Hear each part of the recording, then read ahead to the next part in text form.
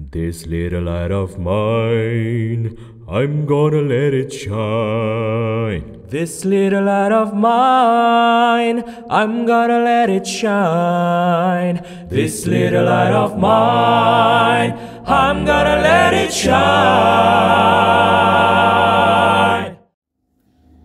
Shalom jemaat yang dikasihi Tuhan, kembali kita berjumpa dalam RHS, Renungan Harian Sulung. Dan hari ini sebelum kita kembali merenungkan firman Tuhan, saya mengajak setiap kita untuk bersama-sama bersatu hati dalam doa. Mari kita berdoa. Tuhan, ini setiap kami rindu Tuhan kembali menyapa kami, Tuhan berbicara sama kami. Dan biarlah firman Tuhan pada hari ini boleh menguatkan, bahkan meneguhkan, juga mengingatkan kami. Ini kami Tuhan, kami siap untuk disapa oleh Tuhan. Dalam nama Tuhan Yesus Kristus kami sudah berdoa. Amin. Bapak Ibu, hari ini saya rindu mengajak setiap kita membaca kembali satu bagian firman Tuhan yang sudah sering kita dengar, yaitu dari Matius 16 ayat 24 sampai anaknya yang ke-26. Matius 16 ayat 24 sampai 26. Firman Tuhan berkata demikian. Lalu Yesus berkata kepada murid-muridnya, setiap orang yang mau mengikut aku, ia harus menyangkal dirinya, memikul salibnya dan mengikut aku. Karena barang siapa mau menyelamatkan nyawanya, ia akan kehilangan nyawanya. Tetapi barang siapa kehilangan nyawanya karena aku, ia akan memperolehnya. Apa gunanya seorang memperoleh seluruh dunia, tetapi kehilangan nyawanya? Dan apakah yang dapat diberikannya sebagai ganti nyawanya? Bapak Ibu, tema hari ini saya kasih judul berserah total. Berserah total ini satu hal yang tidak mudah, saya yakin dan percaya. Kenapa? Karena berserah ini berarti kita mempercayakan kontrol kepada pihak lain, mempercayakan kontrol hidup kita kepada orang lain, dalam hal ini adalah Tuhan. Faktanya ketika kita nggak bisa kontrol kehidupan ini 100%, bawaannya apa Bapak Ibu? Bawaannya kita jadi khawatir, kita jadi gelisah, kita jadi nggak nyaman, jadi mikirin harus gimana gitu ya. Pengennya kan oke, kalau gitu ABCDE nih ya, tapi seringkali ketika diminta untuk berserah itu menjadi satu hal yang sulit dan tidak mudah, karena menuntut kita untuk melepas kontrol hidup kita dan berusaha untuk percaya sama pihak ini, dalam hal ini percaya sama Tuhan. Nah, tapi inilah yang Tuhan Yesus ingin agar murid-muridnya itu hidupi, Bapak Ibu sekalian. Kalau lihat di ayat 24 itu dikatakan bahwa siapapun yang mau ikut Yesus dia harus berserah total. Berserah total ini berarti menyangkal diri dan memikul salib. Nah, inilah budaya kerajaan sorga, Bapak Ibu sekalian. Ini adalah culture budayanya kerajaan sorga yang harus dihidupi oleh para murid-murid. Nah, kalau saya cari di KBBI, menyangkal ini, sangkal berarti dia tidak membenarkan, dia membantah, dia melawan dirinya sendiri, berarti dalam hal ini ya. Berarti dia tidak menganggap dirinya sebagai satu-satunya yang benar. Dirinya sendiri bukan lagi jadi patokan kebenaran gitu ya. Tapi pikirannya Yesus yang jadi patokan hidupnya mulai saat itu, ketika dia mau ikut Tuhan Yesus. Kemudian memikul salib, Bapak Ibu. Memikul salib ini saya mendefinisikannya sebagai satu perjalanan kehidupan yang terasa berat, namun penuh pengharapan. Nah, Bapak Ibu, kalau kita lihat di ayat sebelumnya, sebelum ayat 24 ini, ada momen di mana Petrus ini menegur Tuhan Yesus. Kenapa? Karena Tuhan Yesus menyatakan waktu penderitaannya, dan buat Petrus dan teman-temannya ini satu hal yang gak masuk akal, tabu banget. Ojo ngomong kayak gitu ya. Tuhan ini, kamu nih guru, kamu nih rabi gitu ya, tapi kenapa masa harus ceritain tentang penderitaan? Ya gimana orang mau ikut kamu gitu kan? Tapi disinilah Tuhan Yesus malah bilang apa Bapak Ibu? Nyala iblis gitu. Tuhan Yesus pengen kasih tahu bahwa inilah jalan kehidupan seorang murid, seorang yang mau mengikuti Yesus, yaitu menderita untuk memperoleh kemenangan yang berpengharapan. Tuhan Yesus mati nggak sia-sia Bapak Ibu, tapi dia mati untuk menebus dosa manusia. Jadi Bapak Ibu, ini yang harusnya dipahami oleh setiap kita yang mau mengikuti Yesus, mau menyangkal diri gitu ya, tidak menganggap diri satu-satunya yang paling benar, tidak menganggap diri ini sebagai sang pemegang kontrol gitu. Tetapi Tuhanlah gitu ya, Tuhanlah yang menjadi pemegang kontrol kehidupan gitu ya. Kita harus menyangkal diri gitu ya, bukan lagi daging kita yang bicara, tapi Tuhan yang berbicara. Kita harus siap memikul salib, menjalani pergumulan, menjalani perjalanan yang mungkin penuh dengan penderitaan gitu ya, tapi berpengharapan, Bapak Ibu sekalian. Nah Bapak Ibu, Tuhan Yesus sudah melalui itu semua gitu ya dalam perbincangannya di Taman Getsemani dengan Bapa. Dalam doanya dibilang apa Bapak Ibu? Ya Tuhan, ya Bapa, kalau boleh cawan ini lalu daripadaku, tetapi bukan seperti, janganlah seperti yang ku kehendaki, melainkan seperti yang Engkau kehendaki. Jadi sebenarnya Tuhan Yesus pengen kabur Bapak Ibu sekalian, tapi kembali lagi dia memutuskan untuk berserah total. Dia serahin semuanya sama Tuhan, dia mutusin untuk taat dan percaya. Nah ini poin yang sangat penting sekali Bapak Ibu sekalian. Walaupun mungkin terasa sulit gitu, tapi inilah jalan salibnya. Inilah proses menyangkal dirinya. Saya gak pengen ini, tapi saya tahu Bapak saya pengen ini. Bapak saya pengen saya harus menebus dosa manusia. Oke, saya lakuin. Saya berserah sudah. Sakit gak Bapak Ibu sekalian? Sakit. Waktu harus dipukul, dipaku ya tangannya. Itu satu momen yang pasti menyakitkan. Tapi Bapak Ibu sekalian, saya percaya bahwa ada damai sejahtera yang Bapak kasih kepada Tuhan. Jadi berserah ini tidak menjanjikan selalu bahwa kehidupan kita akan lepas dari masalah.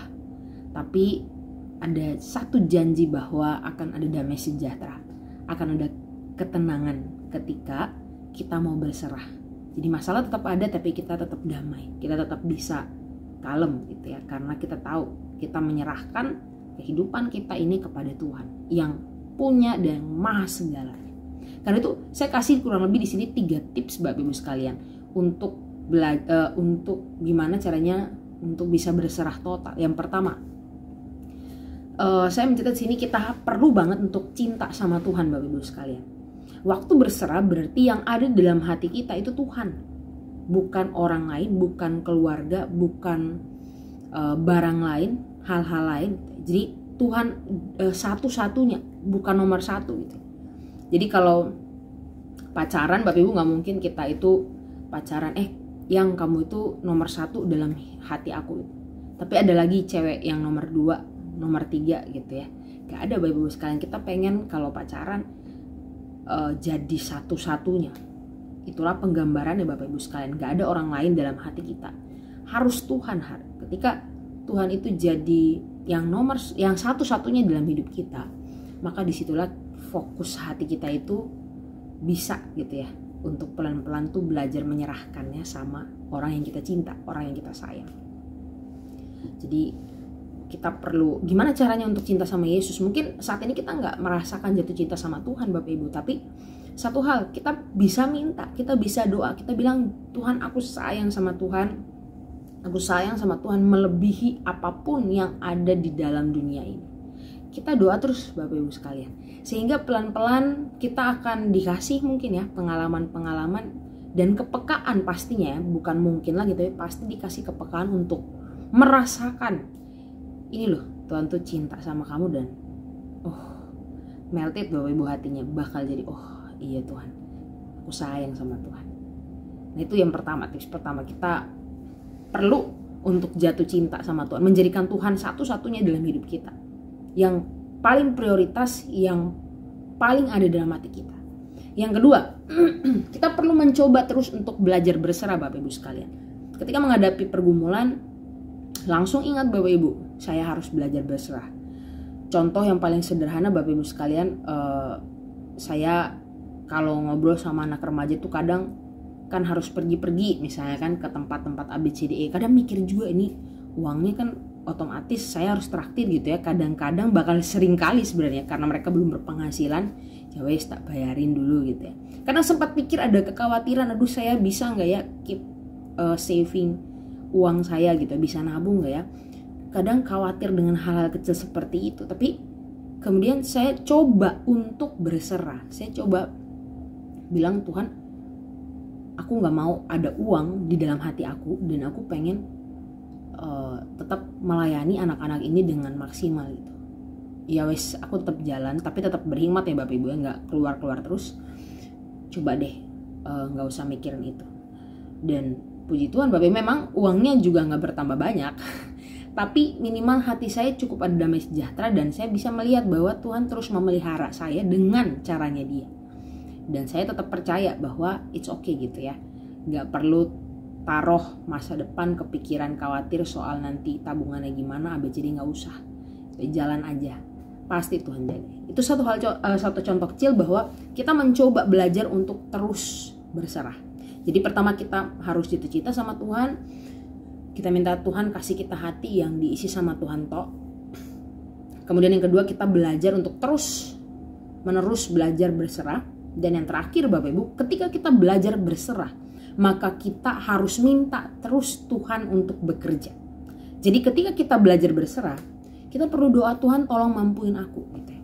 Tuhan tolong bantu aku supaya aku bisa totally surrender sama Tuhan.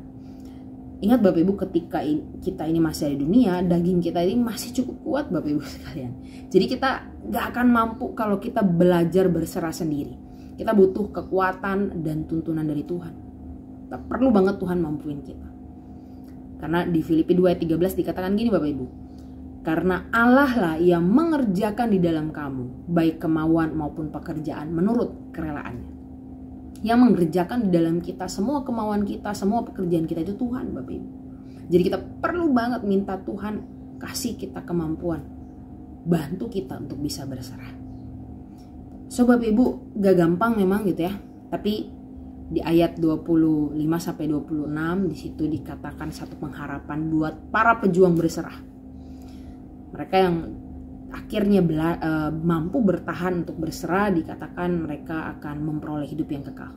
Dan mereka yang gak mau berserah, ya otomatis gitu ya, gak akan menerima kehidupan yang kekal itu. Bapak Ibu, biarlah ini menjadi pengharapan kita gitu ya.